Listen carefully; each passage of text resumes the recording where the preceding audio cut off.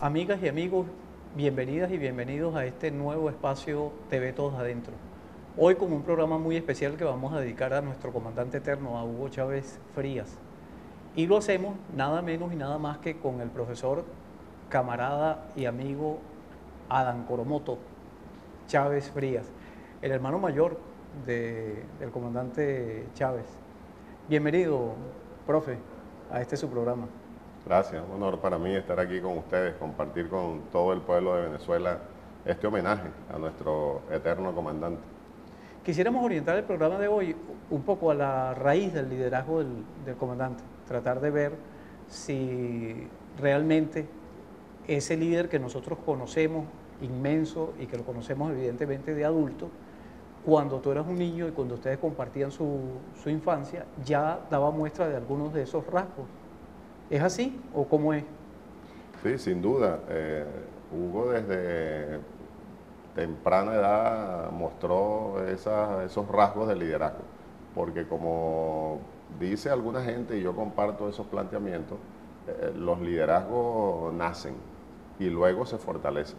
Y una muestra es que, bueno, en el tiempo, decía el poeta, cada 100 años, ¿verdad? Cuando despiertan los pueblos, Pablo Neruda, refiriéndose al gran líder, al padre libertador, que el propio libertador le decía: despierto cada 100 años cuando despiertan los pueblos. Esa es una manera del poeta plantear lo que muchos filósofos también dicen, y yo lo comparto, que esos liderazgos nacen cada cierto tiempo, cada 100 años, en promedio, digamos, puede ser un poco menos, un poco más, pero el liderazgo nace, crece y se fortalece. Y Chávez, Hugo, en los años de la niñez, para mí, que viví con él, es una muestra de eso. Hugo era el que planificaba los juegos, el que siempre estaba pendiente de dirigir, aunque siempre muy compartido todo. Él nunca fue un niño, como luego lo vimos de adulto, en lo que es un verdadero líder. Nunca trata de imponer las cosas, ¿no? Pero tú le notas la capacidad de dirigir, que planifica y la gente acepta de buena manera esa planificación y lo sigue. Así fue Hugo siempre. Fíjate, pero siempre llama la atención que su abuelita, la abuelita de ustedes, les decía, la mamá Rosa. La mamá Rosa siempre decía, es que Hugo es muy disposicionero. ¿Ser disposicionero es también ser líder? Bueno, porque para el llanero, los llaneros, las llaneras, ser disposicionero es el que inventa, el que sobresale, el que incluso da muestras de rebeldía. Y yo particularmente pienso que también eso forma parte de las cualidades de un líder. Un líder tiene que ser rebelde para poder, y sobre todo en el caso de construir socialismo, de luchar por la independencia, para poder subvertir el orden establecido, ¿verdad? Entonces, un líder tiene que ser un disposicionero.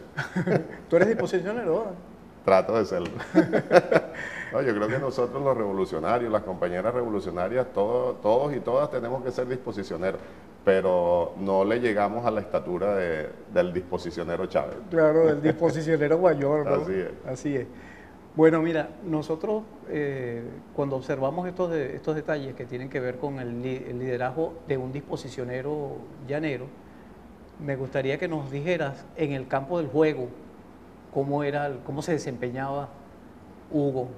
¿Era el que reluchaba las metras o cómo hacía?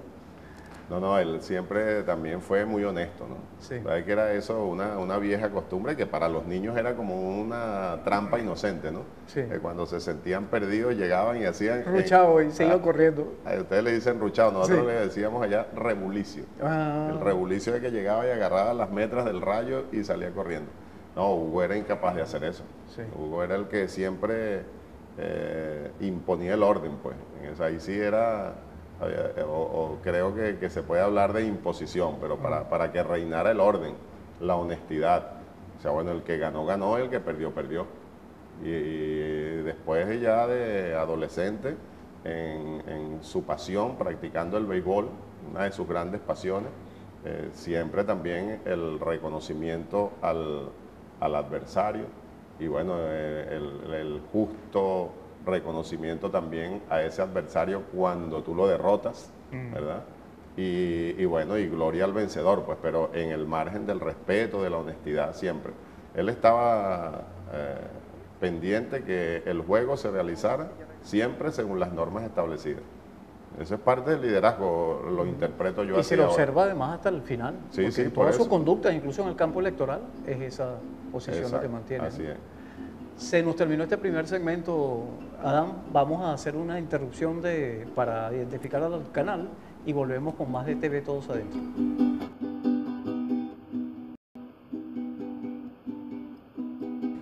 Bien, seguimos aquí con este especial de TV Todos Adentro. Estamos con Adán Chávez y profundizando sobre algunos temas de la infancia que nos asocian o nos permiten caminar en este homenaje al comandante a descubrir un poco del origen de su liderazgo. En esta segunda parte quisiera que pusiéramos el acento en una cosa que acabas de decir, que es el tema de la preocupación por las tareas, y no solo por las tareas escolares, me imagino que por todas las tareas en su conjunto, que se reflejan a lo largo de la historia del comandante. Siempre lo vimos como una persona estudiosa, preocupada porque los demás estudiáramos también, crea que el famoso tercer motor, y además nos impulsa a todos a que llevemos a la patria a convertirla en una escuela. ¿Cómo era ese fenómeno ahora que tú lo miras retrospectivamente, Adán? ¿Cómo mirabas al comandante cuando era niño, preocupado por el tema del estudio y de las tareas? Sí, precisamente eso, pues la preocupación permanente por el estudio y ese estudio para salir sobresaliente en cualquier examen, en la presentación de cualquier tarea. Hugo siempre fue un muchacho, hablando de esa época, muy inteligente. Eso es una gran verdad. Un ejemplo claro son las calificaciones, es una manera de medirlo, ¿no? Claro. Hugo presentó examen final en 6º grado. Todos los años anteriores pasó eximido. No tenía necesidad de presentar examen final. En cambio yo, por ejemplo, yo tuve que presentar todos mis exámenes ¿Y finales. reparar? No, reparar nunca, pero exámenes finales tenía que presentarlos. O sea que, y mis notas también eran buenas, pero las de él eran excelentes. Eso hay que reconocerlo. Y fue lo que nos mostró toda la vida, pues.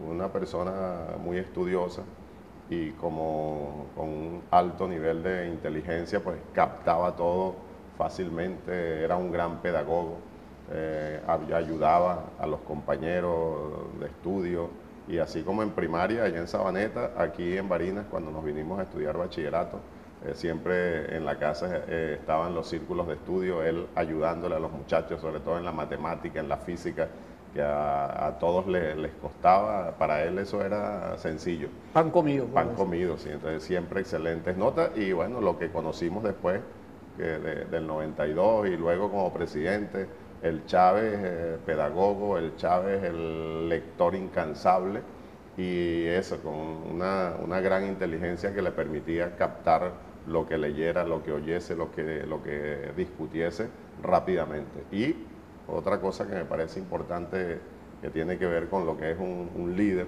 para compartir en el desarrollo del conocimiento, compartir lo que captaba, lo que estudiaba, lo que asimilaba, la visión que adquiría con ese estudio, compartirlo, lo veíamos en el Aló Presidente, llegando ya a esta etapa, cómo recomendaba los libros, llevaba los libros para y mostrar qué estaba leyendo, dónde había subrayado, dónde había realizado algunas notas al margen, pero no para que el público, el pueblo viese que él lo estaba haciendo, sino con la idea de compartirlo.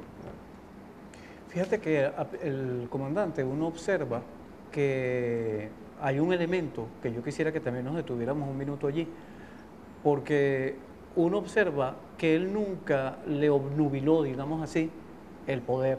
En ningún momento se ve que el poder lo enfermara, como ocurre con la mayoría de la gente cuando llega a tener una cuota de poder, sea cual sea la que tiene.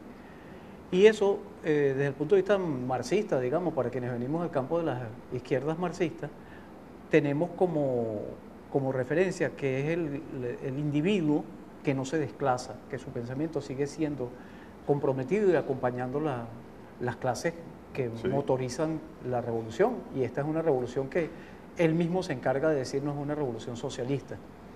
Ese Sí, comandante porque que no se desplaza, ¿de dónde le sale no desplazarse? ¿Cómo consigue cómo sientes tú que consigue eso? ¿Qué de raíz profunda llevaba en su alma? Que la llevas tú también, evidentemente, hay que decirlo. Gracias. Yo pienso que primero que nada hay que tener en cuenta que precisamente una de las cualidades de un auténtico líder es la humildad. Y tiene que ver con eso, con no olvidar las raíces, de dónde venimos, quiénes somos y por lo tanto qué es lo que buscamos. Desde esa humildad, la solidaridad, el verdadero amor hacia los semejantes.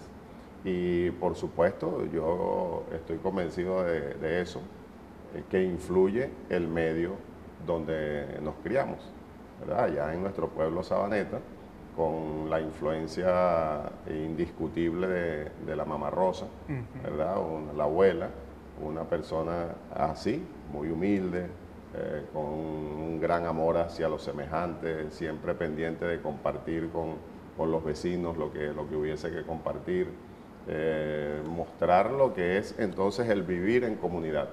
De ahí venimos y eso con otros ingredientes que tienen que ver con esas facultades que decíamos inicialmente que parece que efectivamente son innatas, pero ahí está el medio donde te desarrollas, que es lo que permite que se vayan fortaleciendo esas facultades y que se vaya entonces consolidando el liderazgo, con una de esas características, cualidades que para mí es fundamental, que es la humildad, la bondad, la solidaridad.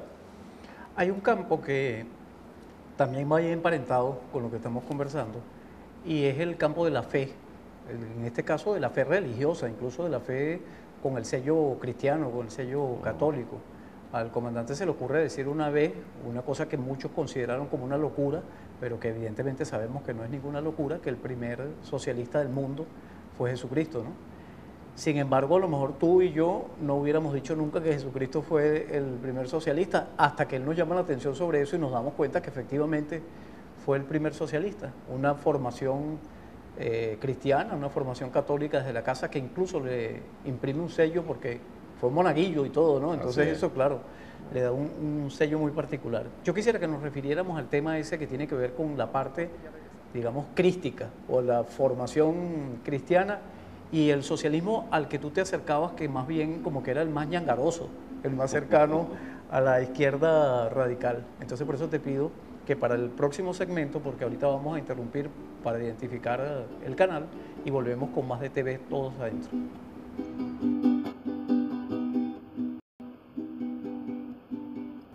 Aquí estamos de regreso en su espacio TV Todos Adentro, hoy con este especial en homenaje al comandante eterno, a nuestro Hugo Chávez, y conversando con su hermano Adán Chávez, con quien hemos estado haciendo todo este paso por reflexiones cercanas a la infancia y a su crecimiento también. Hugo era de esos que finalmente parece haber terminado con el fusil y el evangelio en la mano. ¿Cuál es esa raíz que permite que él tuviera ese pensamiento en la actualidad, en la que el socialismo hace converger estas dos fuerzas de pensamiento del mundo, de la humanidad? Sí, yo pienso que son varias cosas, ¿no? Pero primero que nada, lo que comentábamos en el segmento anterior, precisamente esa formación allí en el pueblo, con la solidaridad, la humildad, las enseñanzas de la abuela, el compartir y la formación cristiana, porque nuestra familia, de raíces cristianas, sin una gran militancia, digamos, en lo que a ello respecta, pero esa formación está allí. Y Hugo, tú lo decías, fue monaguillo, pasó un buen tiempo allí en la iglesia con lo que significa realizar esa labor de monaguillo en conversaciones con el cura de la época, y él, precisamente por esas características del líder, lo que se empeñaba en hacer, lo hacía bien. Entonces eso era una gran dedicación y era dentro de su planificación de niño, ¿verdad? Era una de las cosas bien importantes que tenía que desempeñar con todas las de la ley, pues. Entonces, allí está esa formación que podemos, como se define en la filosofía ecléctica, ¿no? Con herramientas de diferentes ramas, como también se dice, beber de diferentes fuentes, ¿no? Está el estudio, la lectura, también el hecho de ser nuestros padres maestros de escuela, todas las enseñanzas de la abuela y esa participación directa que él tuvo allí con la iglesia como monaguillo. Y luego en el desarrollo de la personalidad, los estudios posteriores, pues él se apegó mucho a lo que tú decías también en el segmento anterior, en la fe.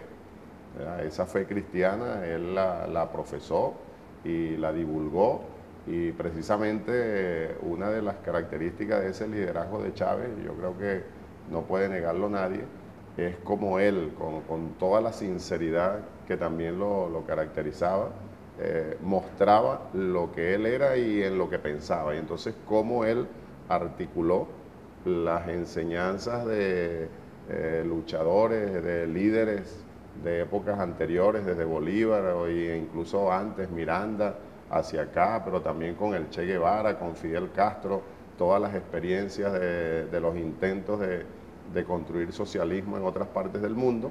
Él articuló todo eso con las enseñanzas cristianas. Y que yo estoy convencido que efectivamente es así. Y eso tú también lo decías, Chávez nos enseñó a eso, ¿verdad? A articular diferentes teorías, incluyendo la fe cristiana, para mostrar que la construcción del socialismo no se contradice con las enseñanzas cristianas, todo lo contrario. Están sumamente ligadas porque ahí está lo que ya decíamos, pues el verdadero amor hacia los semejantes, la solidaridad, el compartir el pan, el compartir los peces, o sea, buscar la máxima felicidad para todo un pueblo. Eso es un principio fundamental del cristianismo. Y es también un principio fundamental del socialismo. ¿Quién puede decir que no? Claro. Y Chávez logró verdaderamente esa articulación para compartirla, para mostrársela al pueblo, para buscar las diferentes vías y enseñar al pueblo que efectivamente ese es el camino.